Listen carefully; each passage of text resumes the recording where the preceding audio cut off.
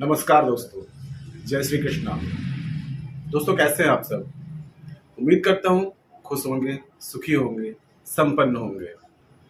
दोस्तों, आप सभी पूजा पाठ करते हैं और दीपक में आपने देखा होगा एक फूल की आकृति बन जाती है। आप सभी के मन में ये प्रश्न जरूर उठता होगा कि आकृति क्यों बनती है। तो दोस्तों, आज मैं कुछ बातें ऐसी बताऊंगा कि किन लोगों के दिए में जब पूजा करते हैं तो कुछ अलग अलग आकृतियां बन जाती हैं। दोस्तों, जब हम पूजा करते हैं, पाठ करते हैं, अर्चना करते हैं, तो दोस्तों उस समय दीपक का होना बहुत ही जरूरी होता है, क्योंकि दीपक हमारी पूजा पाठ, हमारी श्रद्धा भक्ति हर चीज का साक्षी होता है। साथ ही साथ दीपक जो होता है सूर्य का प्रतिनिधित्व करता है। दीपक के बगैर पूजा अधूरी मानी जाती है, क्योंकि अगर हम पूजा करते हैं और दीपक ना हो तो इस बात का साक्षी कौन होगा कि हमने पूजा पाठ मंत्र जाप किए हैं। तो दीपक इस बात का साक्षी होता है कि हमने जो भी पूजा पाठ की है, तो इस बात का साक्षी दीपक को कहा जाता है। दोस्तों, एक खास बात कि दीपक में फूल तभी बनता है जब भगवान हमसे प्रसन्न होते हैं और जब हमारी पूजा को वो स्वीकार कर रहे होते हैं। अगर आप सोचें कि आज मैं भगवान को फल फूल भोग प्रसाद चढ़ाता हूँ और आज देखता हूँ कि आज दीपक बनता है, दीपक में फूल बनता है या नहीं बनता है, तो दोस्तों बिना श्रद्धा के अगर पूजा करेंगे तो आप ट्राई करके देख लीजिए, आपको उस दिन दीपक में फूल नहीं बनेगा। लेकिन जब भगवान आपसे प्रसन्न होंगे, जब भगवान आपको किसी बात का संकेत दे रहे होंगे, तो उस दिन कुछ अलग आकृतियों में आपको फूल बनता हुआ दिखाई देगा। हर आकृति का अलग अलग संकेत होता है और भगवान इन संकेतों के द्वारा अपने होने का हमें एहसास कराते हैं। हम अपने भगवान को प्रसन्न करने के लिए उनकी पूजा करते हैं, उनका पाठ करते हैं, अर्चना करते हैं। लेकिन हमें कैसे पता चले कि भगवान हमसे प्रसन्न है और हमारी पूजा को उन्होंने स्वीकार कर लिया है? तो दोस्तों, भगवान भी कुछ संकेत देते हैं, कुछ ऐसी आकृतियां फूल बना देते हैं जो इस बात का संकेत होते हैं कि भगवान ने हमारी पूजा को स्वीकार कर लिया है और वो हमसे अति प्रसन्न है। और कभी कभी दोस्तों ऐसा होता है कि हमारे कुछ मनोरथ सिद्ध होने वाले होते हैं, उस बात के लिए भी भगवान हमें कुछ फूल की आकृतियों का संकेत देते हैं। आज हम उन्हीं आकृतियों के बारे में बात करेंगे। जानकारी आगे शुरू करने से पहले दोस्तों आपको बता दूं कि अगर आप हमारे चैनल पर नए हैं तो हम इस चैनल के माध्यम से हमारे सनातन धर्म में, हमारे प्राचीन ग्रंथों में जो टोने टोटके जो खास उपाय दिए गए हैं, हम उन सभी की जानकारी आपको प्रदान करते हैं। अगर आप भी इन जानकारियों में रुचि रखते हैं तो प्लीज हमारे चैनल को सब्सक्राइब कीजिए, साथ ही साथ बेल आइकन को प्रेस कर दीजिए। इससे हमारे द्वारा दी जाने वाली हर एक जानकारी आपको आसानी से प्राप्त हो सकेगी। तो शुरू करते हैं आगे की जानकारी। दोस्तों, भक्त और भगवान का रिश्ता इतना कोमल होता है, इतना निर्मल होता है, इतना प्यारा होता है कि भगवान कलयुग में स्वयं तो नहीं आ सकते हमें दर्शन देने, लेकिन हमारी पूजा पाठ से जब वो प्रसन्न होते हैं तो हमें कुछ ऐसे संकेत देते हैं कि हाँ, वो हमारे साथ हैं, वो हमें सुन रहे हैं, हमारी बातों को सुन रहे हैं, हमारी प्रार्थनाओं को सुन रहे हैं। साथ ही साथ हमारी मनोरथ सिद्ध होने वाले हैं, इस बात का संकेत वो हमें देते हैं।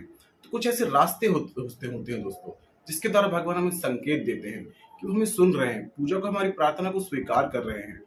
जैसे दीपक में फूल बनना, ये भी एक प्रकार का संकेत होता है, भगवान का एक जरिया होता है हमसे बात करने का, हमें संकेत देते हैं कि वो हमारी मनोकामना पूर्ण करने वाले हैं। दोस्तों, भगवान की पूजा में दीपक का विशेष महत्व होता है। दीपक के बिना पूजा वैसे ही अधूरी होती है जैसे कि अगर सूर्य का प्रकाश धरती पर ना आए तो धरती से जीवन खत्म हो जाएगा। वैसे ही अगर भगवान की पूजा में दीपक को प्रज्वलित ना किया जाए तो पूजा का कोई महत्व नहीं रह जाएगा। इसलिए दीपक का सूर्य भगवान के समान बहुत ही विशेष महत्व पूजा में माना गया है। इस बात का वर्णन हमारे प्राचीन ग्रंथों में किया गया है। साथ ही साथ इस बात का भी वर्णन हमारे शास्त्रों में है कि दीपक प्रज्वलित करने से जो घर में जो नकारात्मक ऊर्जाओं का वातावरण होता है, वो सारी नकारात्मक ऊर्जा नष्ट हो जाती है और वहां का वातावरण सकारात्मक ऊर्जाओं से भर जाता है। दोस्तों, भगवान की पूजा करते समय जब आप दीपक प्रज्वलित करते हैं तो आपको इस बात का विशेष ध्यान देना है कि दीपक एकदम साफ सुथरा हो, टूटा फूटा ना हो। बिल्कुल साफ सुथरा दीपक आपको भगवान को प्रज्वलित करना है, क्योंकि जो दीपक भगवान को हम प्रज्वलित करते हैं उसमें जो प्रकाश होता है, भगवान उस प्रकाश तत्व को ग्रहण करते हैं और वही रास्ता होता है भगवान का हम तक पहुंचने का। तो दोस्तों, दीपक साफ सुथरा ही प्रज्वलित करें और भगवान प्रकाश तत्व को ग्रहण करके हमें आशीर्वाद प्रदान करते हैं और प्रसन्न होते हैं। तो वो किसी न किसी रूप में संकेत देते हैं कि उन्हें हमारी प्रार्थना को स्वीकार कर लिया है, जैसे कि दीपक में फूल की आकृति का बनना। आप सभी अपने घर में अपनी क्षमता के अनुसार घर में दीपक जलाते होंगे, तिल का, तिल के तेल का, या फिर नॉर्मल तेल का, या फिर घी का। लेकिन दोस्तों, शास्त्रों में वर्णन है कि घी का दीपक हमेशा मनोकामनाएं पूर्ति के लिए जलाया जाता है और समस्याओं से मुक्ति पाने के लिए हमेशा सरसों के तेल का दीपक जलाएं। घर में सुख समृद्धि पाने के लिए हम तेल का दीपक जलाते हैं, लेकिन अगर कुछ बाधाएं आ रही हैं, समस्याएं आ रही हैं, तो उसके लिए सरसों का तेल का दीपक जलाएं। और यदि आपकी कोई विशेष मनोकामना है, मनोरथ सिद्धि के लिए आप भगवान की पूजा कर रहे हैं, तो भगवान के सामने घी का दीपक आप प्रज्वलित करें। इससे आपके मनोरथ बहुत जल्दी सिद्ध होने लगेंगे। दोस्तों, वैसे तो इस बात से कोई फर्क नहीं पड़ता कि दीपक आप तेल का जला रहे हैं या घी का जला रहे हैं।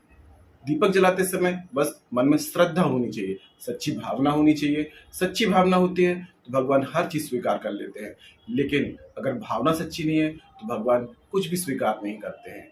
जैसे कि राम जी ने श्रद्धा भाव से सबरी के जूठे भेर खाए थे, वैसे ही अगर श्रद्धा हो तो भगवान रूखा सूखा भी ग्रहण कर लेते हैं और आशीर्वाद प्रदान करते हैं। लेकिन भावना एकदम सच्ची, निर्मल और कोमल होना चाहिए। भगवान के प्रति अटूट विश्वास और अटूट श्रद्धा का होना बहुत आवश्यक है। दोस्तों, बात करते हैं कि किन लोगों के दिए में किन लोगों के दिए में, दीपक में फूल बनता है। दोस्तों, ये बात आपने नोटिस की होगी कि जब आपने पूजा की शुरुआत की थी उस समय आपके दीपक में फूल नहीं बनता था, लेकिन जैसे जैसे आप पूजा करने लगे, आपने समय बिताने लगे पूजा में, आध्यात्म में, आपके दीपक में फूल का बनना शुरू हो गया।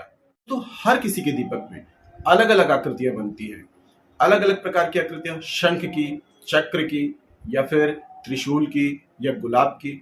लेकिन दोस्तों, बहुत ही कम लोगों के दीपक में एक पूर्ण रूप से जो गुलाब का फूल होता है वो बनता है।